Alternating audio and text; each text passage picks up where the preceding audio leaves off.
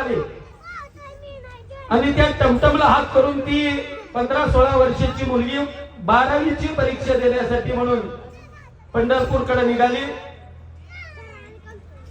ड्रायव्हरला तिने सांगितलं, भावा जरा लवकर चल, मला वेळेत पेपरला जाणं गरजेचं आहे.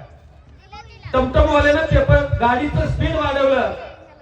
बंडी शेगावच्या पुलाजवळ ती गाडी आली आणि समोरून येणाऱ्या वाहनाला चुकवण्याच्या नादात गाचकन त्या गाडीचा ब्रेक मारला आणि ती गाडी शेजारच्या अँगलवरती थटली.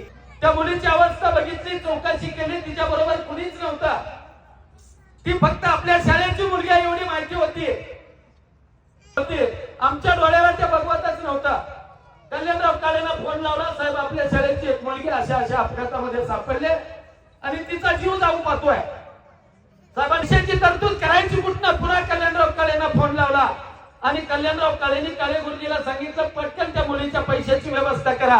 डॉक्टरांच्या व्यवस्थापनाला सांगितलं, जो पैसा लागेल तो मी देतो, ट्रीटमेंट चालू करा. यशोदा